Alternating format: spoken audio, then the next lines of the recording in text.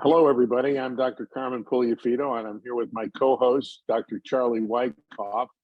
And we're pleased today to have as our guest, Dr. Varun Chaudhary, who is Chief of Ophthalmology at the Hamilton Regional Eye Center, Professor of Surgery at McMaster University, and also Editor-in-Chief of the Canadian Journal of Ophthalmology.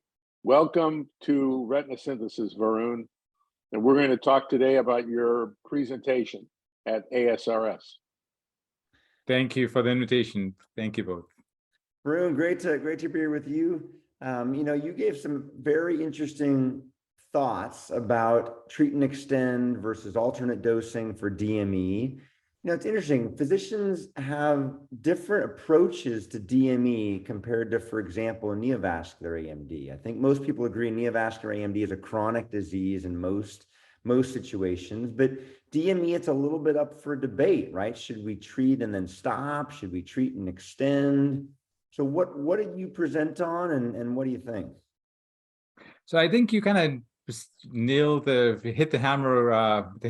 the hammer there, Charlie. I think great point. That DME, I think there's a lot more clinical variability in terms of how clinicians practice. In fact, even on a podium, if you remember, when it came up how we manage DME, some people did fixed dosing early on, some did PRN, some did treat and extend. And clinical variability is always a sign of potentially issues with quality of evidence, because really no one really knows precisely what to do. So we essentially wanted to look at treat and extend, which is gaining more momentum. And I'm quite frankly surprised at how many people are using treat and extend in clinical practice for DME. I think it's almost a spillover effect from neovascular AMD.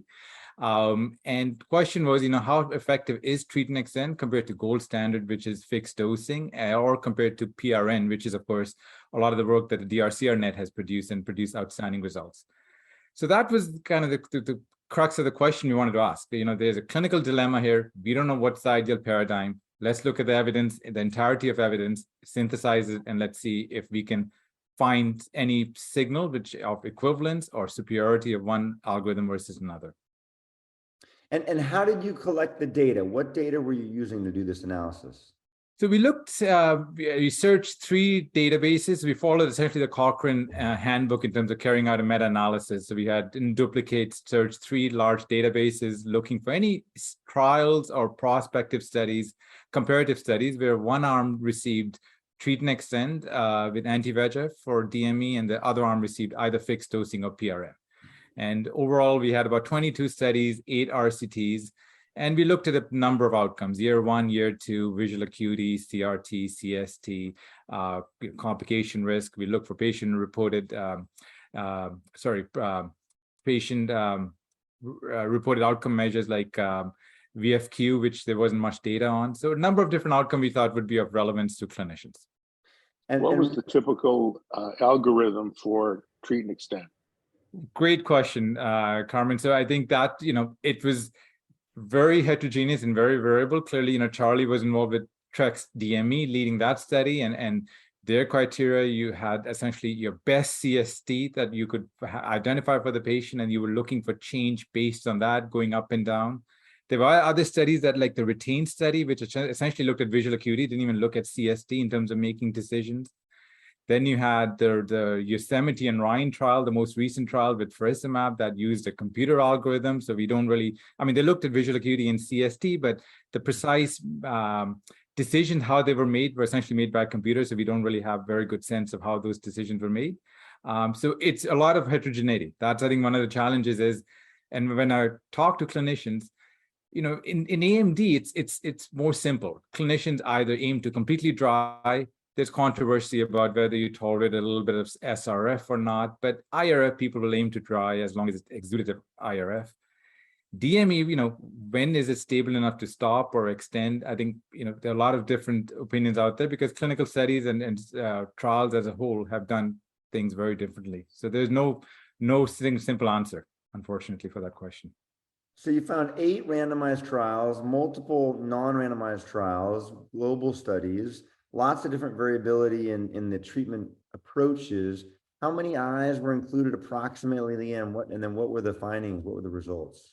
So I guess we looked at the 22 studies collectively, Charlie, and I think the number of eyes, I don't want to give you a quote, I forget the precise number of eyes that were included, but we're looking at kind of each trial as giving it weight in terms of how many patients, and the large trials obviously had larger weight than smaller trials.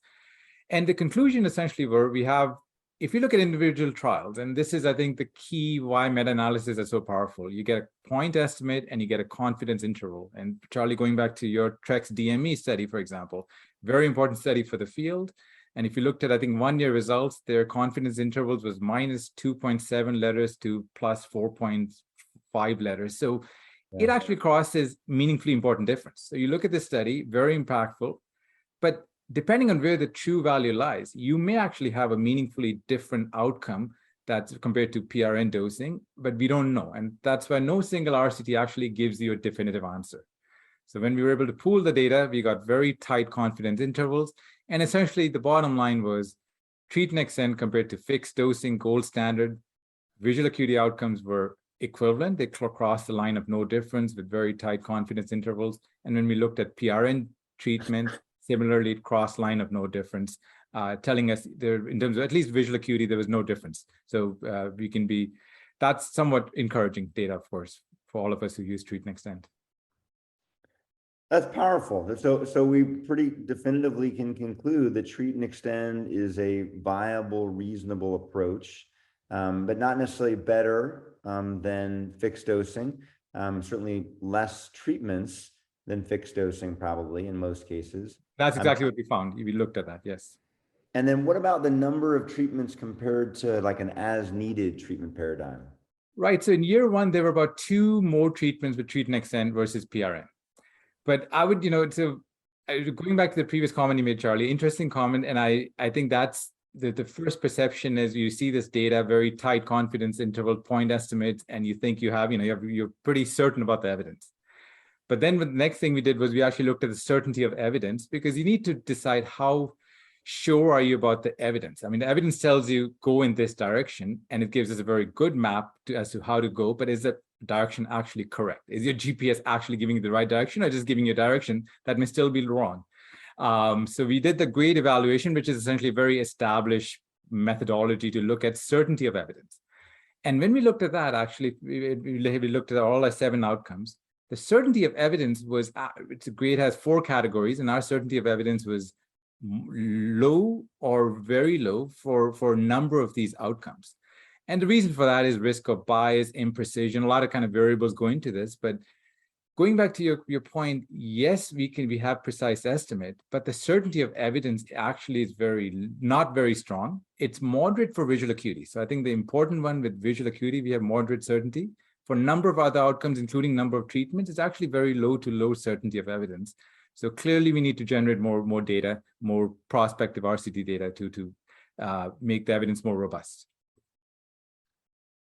Fascinating. I think I'd broaden the next question, which is, Varun, there's a lot of people around the world doing clinical trials and interested in sort of advancing the field, but I think few do it in the way that you do it. And you've impressed me because you have a really good fund of knowledge when it comes to clinical trials, but you bring a unique perspective in that you understand statistics in a way that I certainly do not, and I think is underappreciated in the field, right? You're able to understand these really important statistical questions, and you've laid out now a series of presentations and publications about sort of these focused on these meta-analyses in a very robust way. What's your sort of overarching goal here? I love your sort of evidence-based approach and bringing sort of big data to bear on these common clinical problems that we have. I think it's clearly in learning from, for people like yourself and Dr. Pulafito, I think, there's great evidence we produce in retina. I think retina is a very robust field, a lot of prospective RCT data. But I think the fundamental aspect is if there's bias in everything, and there is no single RCT gives you the right truth. And the analogy I like to use is basically each RCT is like throwing a dart at on a dart game. And your RCTs are going to land, because of random error, they're going to land all over. They're not going to hit the bullseye. And no clinician should make a decision based on where one dart lands. And one disadvantage in retina, I suppose, in that analogy is we have a continuous outcome we use. So when you use a continuous outcome versus a dichotomous outcome, your sample size can be smaller. So we do studies in ophthalmology and retina with 200-300 patients versus cardiology with 10,000 patients, for example. Mm-hmm. Random error goes larger, so our darts are landing further away from the bullseye.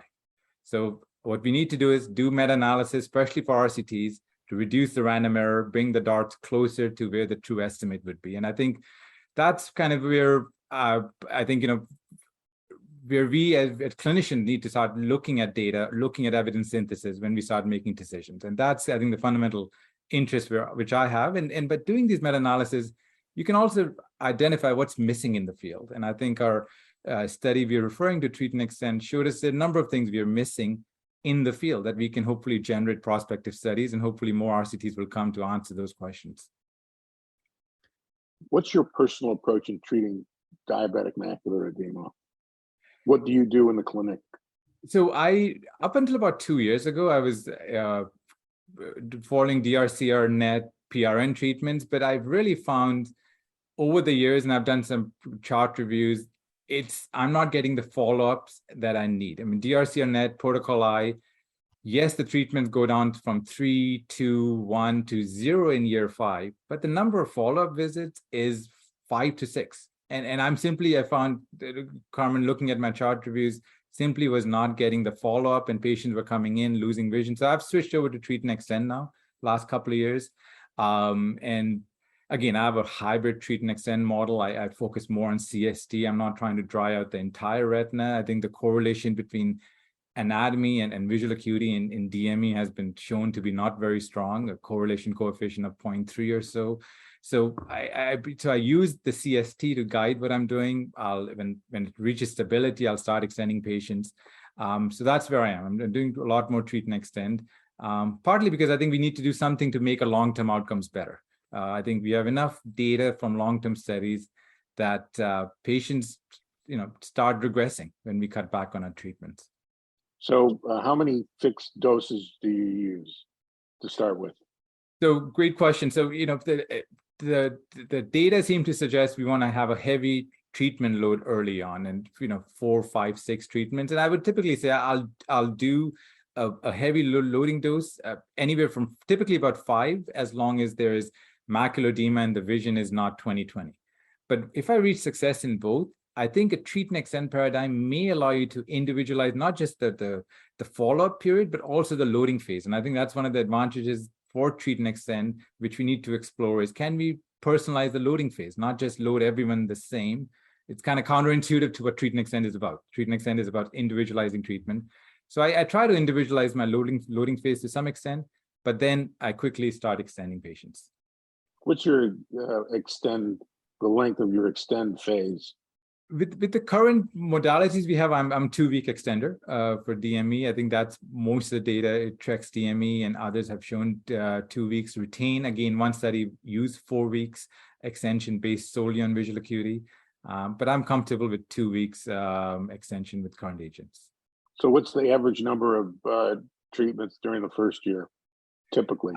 Typically, I'd probably say 7 to 8 would be the average I'm able to get in, and I think that's a compromise of what I would like ideally, and what a patient in my clinical practice is able to actually make it into clinic for.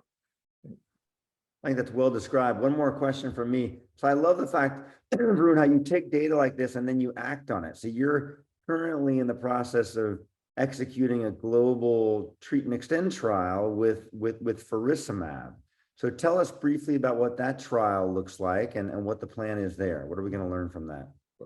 Happy to, Charlie. And of course, want to thank you and my other steering committee members, Soba, Samantha, and Peter Kaiser, and Vastad. You've been all very tremendously helpful in putting this together. So this trial will essentially be a Treat and Extend study with faricimab gold standard fixed dosing. I think it's a non-inferiority trial, and one of the key aspects of non-inferiority is you need a very strong control arm. So we have a fixed dosing faricimab arm and a Treat and Extend arm with faricimab, which we'll start Treat and Extending early on. We've defined criteria for stability in a loading phase. We'll do 4-week extensions. I think the other aspect of this trial, which is interesting, is our maximal extension will be 24 weeks. So that's never been tested in terms of DME extension periods. So we're going for long extensions to really make it practical, reduce treatment burden.